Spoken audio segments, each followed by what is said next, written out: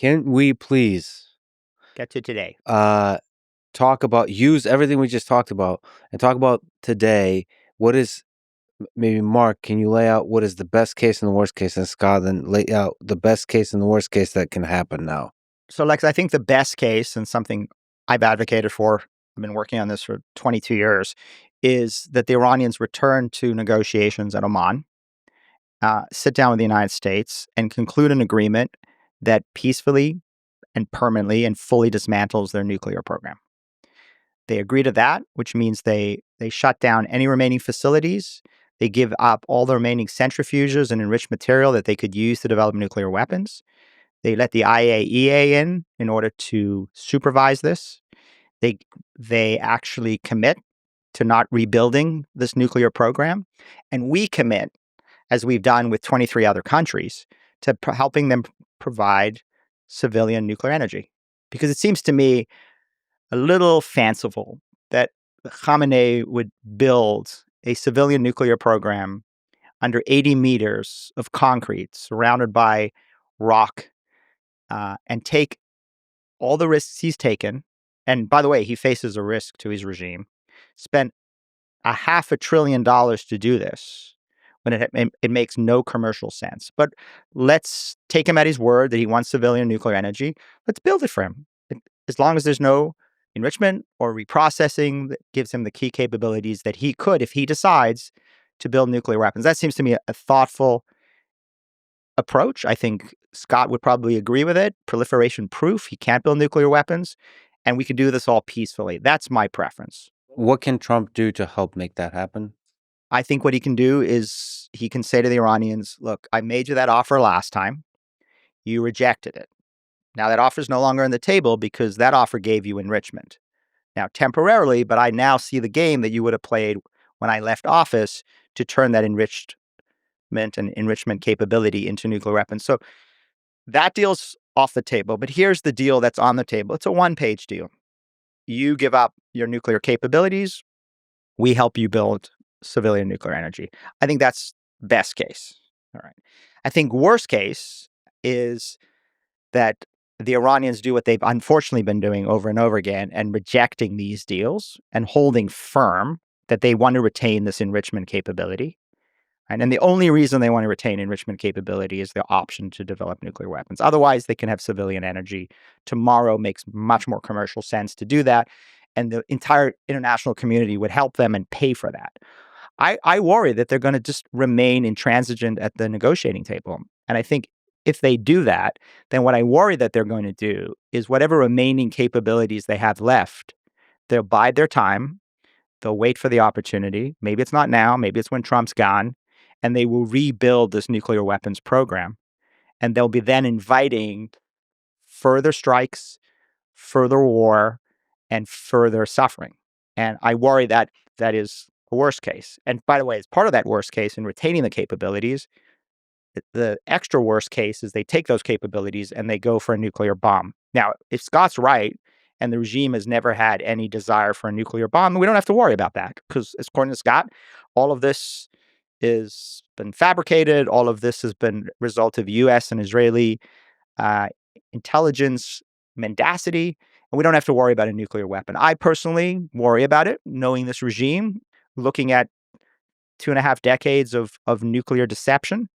I worry that they want to retain those capabilities and at time of their choosing, develop a nuclear bomb. So I think if you're responsible and you're trying to think through the various scenarios, you've got to consider an Iranian nuclear weapons breakout as a possibility, and you've got to try to mitigate that. You can either mitigate that at the negotiating table through a full dismantlement deal, right? Or, and that's not, it's the least good option for sure, is you're going to have to go back in there, either the Israelis and or the United States, and you're going to have to continue to use both covert action and air power to destroy those capabilities. Can I just even dig in further on the worst case? Do you think it's possible to have where U.S. gets pulled into a feet on the ground, full-on war with Iran?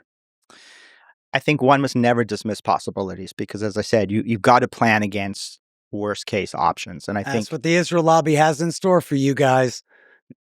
American lives mean nothing to the Israel firsters, do they don't care that Israel motivated September 11th and killed 3,000 of our guys. You know, I was at the airport yesterday. They had a big American flag with all the red and white stripes made out of the names of the dead of September 11th who were killed by people motivated by Israel's crimes in Palestine and in Lebanon and enforcing Bill Clinton's dual containment policy from Saudi Arabia. They don't care about that. They don't care about the 4,500 Americans who died in Iraq War II or the million-something people who died in Iraq War II, the 500,000 in Syria, as long as the Shiite crescent somehow is limited. They'll even celebrate openly. I don't know about him, but I know Ben Shapiro and many other leaders of the Israel lobby in America celebrated the overthrow of Bashar al-Assad in Syria by Abu Muhammad al-Jawlani, the leader of al-Qaeda in Iraq in Syria. Why? Because he's not a Shiite. He's not an Alawite, friends with the Shiites and friends with Iran and friends with Hezbollah. And so that's good for Israel, even though it's the worst thing that you could possibly imagine for the people of the United States of America. Yeah. Those sworn loyal to Osama bin Laden and Ayman al-Zawahiri ruling Damascus now, their own ISIS caliphate in our era. And this is why they always pretend. They go, oh, you know, over there, the Muslims, the terrorists, greatest state sponsors of terrorism. It's al-Qaeda that threatens the United States of America. It wasn't Hezbollah that knocked those towers down. And they have us siding with our enemies against their enemies. And as you just said, well, I guess time will tell, Lex, whether we're going to have to drop the 82nd Airborne in there, whether Americans are going to have to do a regime change in Tehran. I wish you'd listen and not put words in my mouth. I heard what he said. I forced him kind of to say what the worst case possibility of a full-on invasion as a thought experiment, and you can let him finish that as opposed to making accusations. Let's just minimize both ways accusations, please. Let's just talk about the ideas. Let's the most charitable interpretation of those ideas. Well, I'm from the United States of America, unlike him, and I care about the future of this country, unlike him, who's here to serve a foreign power and make their case at our expense. Wow. Scott, and next you're going to say that I'm un-American. Yeah, because you're an immigrant too. Well, you're just hosting the show. I don't know. Seems like you're trying to be fair. No, it's not. No, it's not about fair. He has an agenda. Stop. He's from the FDD. Stop. It's not about being fair. The implication here is somebody's un-American because where they're from. I didn't say anyone who's not from here. I'm talking about him. Okay. I think that's a really deeply disrespectful accusation. Well, can I ask you, does it bother you that when Naftali Bennett bombed a UN shelter full of 106 women and children in Qana, Lebanon in 1996, that's what motivated Mohammed Atta and Ramzi bin al-Shid to join al-Qaeda and attack our towers? I came to this country 22 years ago. I became a proud U.S. citizen 10 years ago. I'm proud to be an American. And accusing me or Lex or any immigrants to this country of not being un-American is deeply offensive. So let me answer Lex's question. Lex, let's get back to your question, because I think it's an important question. Right? What are the chain of events that could lead 500,000 mechanized U.S. troops to have to invade Iran, which would be a disaster? And that's something we never want to see again. That's one of the lessons of Iraq. And I think Scott has done a good job over the years in demonstrating that we don't want to do that again.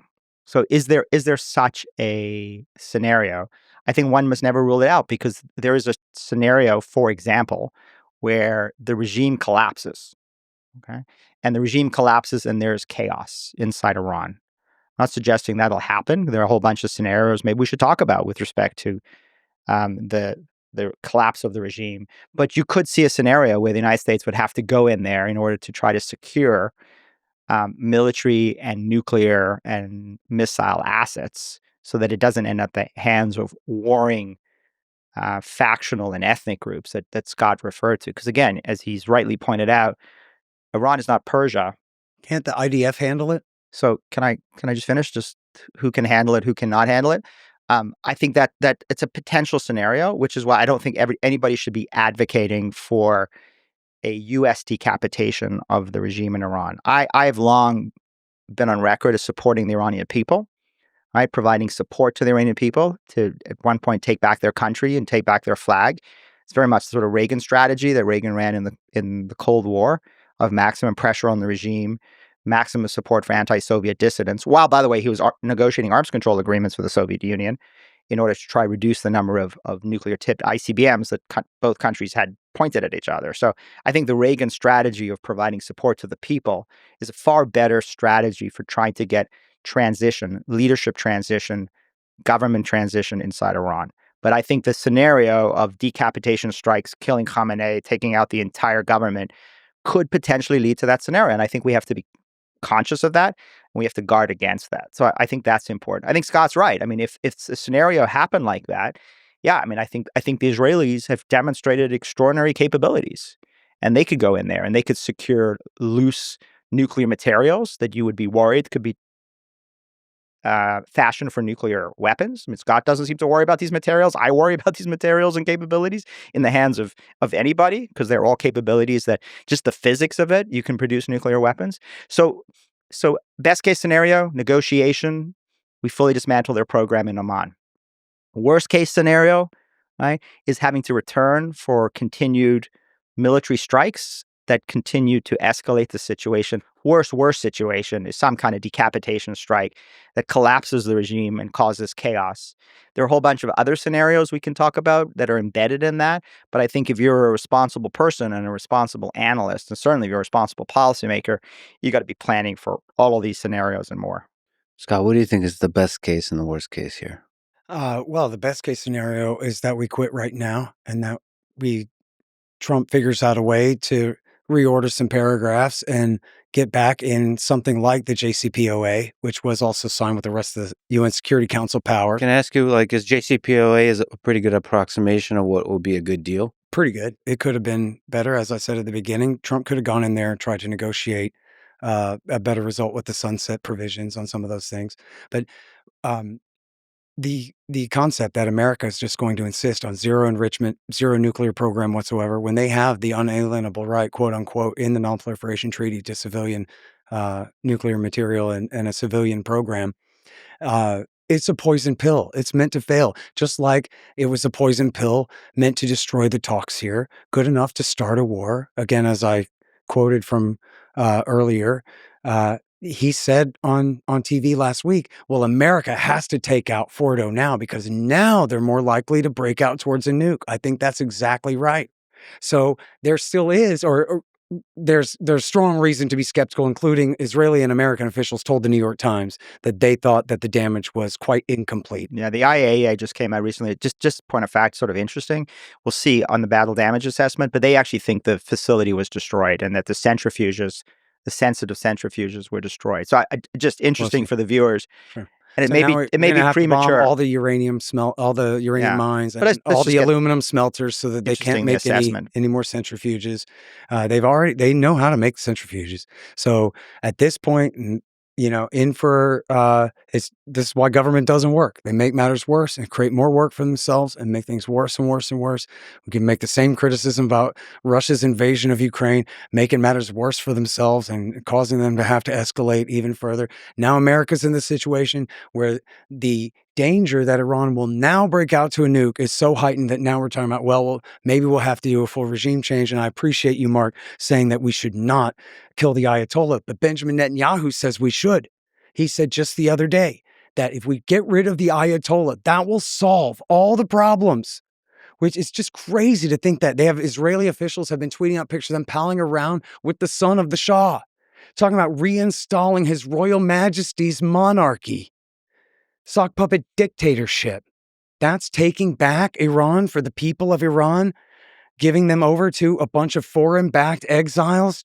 Was that what Trump meant when he gave that speech in Qatar saying we don't believe in neoconservatism and spreading democracy anymore? He's just setting up because we're going to try to reinstall a monarch. Can you go into the analysis of best case and worst case? You laid out the best case. So worst case would be the worst case is this. Did I hear that? What was the best case? I missed it. The best case is a deal. Yeah, that we quit now. A deal. Okay. Basically, you guys agree on the best case. Yeah, I mean, we respect their right to a civilian nuclear program and try to negotiate, as I said, back into something like the JCPOA, which again had them exporting their entire stockpile of uranium out of the country. He wants no nuclear program whatsoever. No, that's not what I said. That's not what I said. Be careful what I said. Well, no enrichment capability. What's our entire dependence on other countries to supply their fuel needs. Can you teach me the difference? So let me just step back from this, because we agree on some and we disagree on a major issue. And then if we both agree Iran deserves a civilian nuclear Point is, program. the Ayatollah is never going to give in on enrichment. We know that as a premise for our whole discussion here. Therefore, what he's saying is we're going to have to keep escalating the war until the mission is accomplished. Not sure I said that. Scott, I think it's, again, important, the distinction here, right? We both agree that Iran deserves a civilian nuclear program. 23 countries have civilian nuclear programs, and they don't have enrichment, and they don't have reprocessing. Where we differ is I don't think Iran should have the Iran standard. I think that Iran should agree to the gold standard that 23 U.S. allies have agreed to. So have a civilian nuclear program, but you don't get to keep the key enrichment and reprocessing capabilities that you need to develop nuclear weapons. Do you think that Bill Clinton should have just let the Chinese sell them the light water reactor that they wanted to back in the 90s? Yeah. And America, of course, allowed Russia to sell them a heavy water reactor for the same purpose. But I agree with Scott that I think one of the ways out of this is, yes, whether it's the Chinese or preferably as an American, I prefer the Americans actually sell reactors to the Iranians. A great, nuclear industry in this country. Let's do that. But if they can't, the South Koreans can, the Russians can, the Chinese can. I wouldn't want to have significant Russian and Chinese influence in Iran. So better that it be a Western country that does it. Nevertheless, provide those reactors. They're proliferation proof. There's no enrichment and no reprocessing. You buy your fuel rods from abroad. You put them in the reactors. You power the Iranian electrical grid, which is in terrible shape because the Ayatollah has spent $500 billion trying to build nuclear weapons and not trying to provide electricity for his people. Let's help him. Let's help his people get electricity. But the key difference in our argument, and it's a fundamental difference, Scott's right. Like, the key difference is I do not want to give this regime enrichment or reprocessing because they have shown over time, for whatever reason, whether you believe it's they intended to, or we were lying about it, or we broke them, it doesn't matter.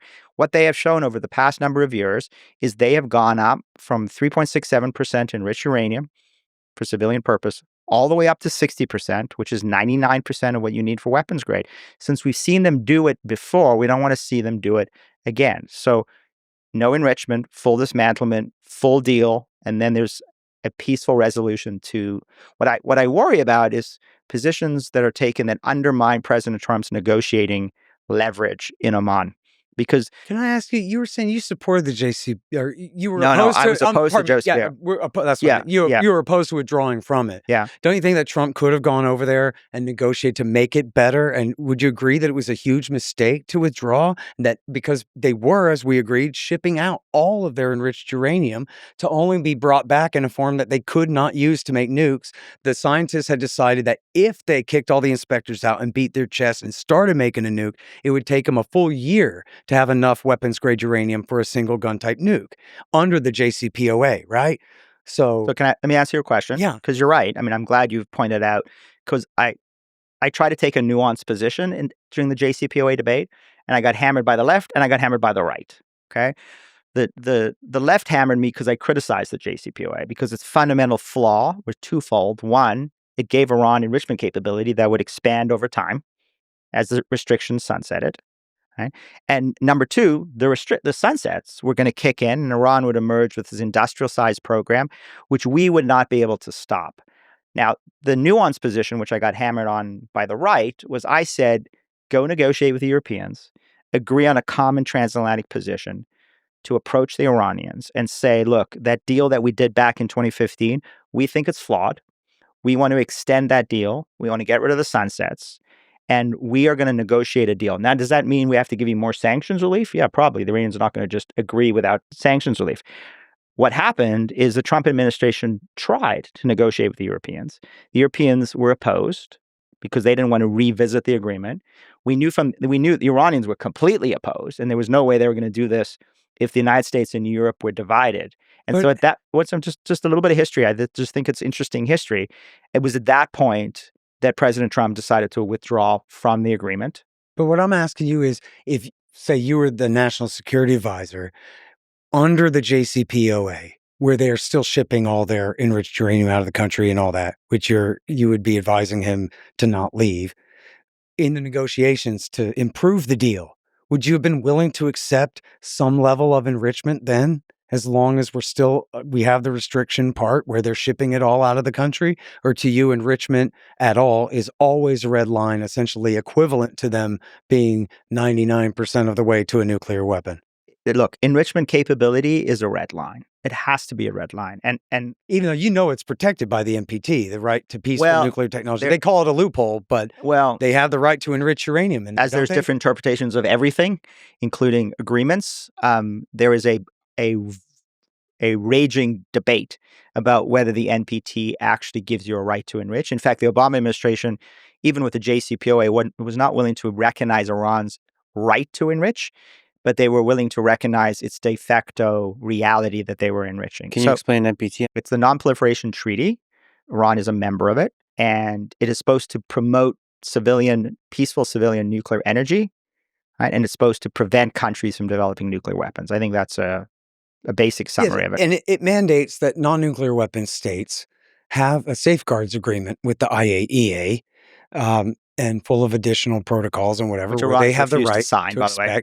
Well, no, they had an additional protocol that they were abiding, not even enriching at all while they were negotiating with the E3. And then what the JCPOA really did was add a bunch of additional protocols and subsidiary arrangements and agreements. Refused to ratify the additional protocol. I just want to just be clear on the facts. I mean, it's really important. At which point in time did they refuse to ratify? Because they did ratify the JCPOA, which was full of additional protocols and subsidiary arrangements and agreements, they're called. There's an important additional protocol that Iran refused. Which one was that? The one where they promised not to enrich at all, which they actually did abide by while they were negotiating with the E3 in the W. Bush years, before they even started spinning centrifuges. The important point, you asked me what I would advise the National Security Advisor of the United States, or if I was the National Security Advisor of the United States, which I guess I can't because I'm a foreigner, but the fact of the matter is I think you could still be National Security Advisor. Zbigniew Brzezinski sure was. I think he was taking a shot back at the fact that you took a shot. You know what, Lex? I think that you probably would recognize that there are many people who lobby for Israel's interests in the United States who clearly don't care that much about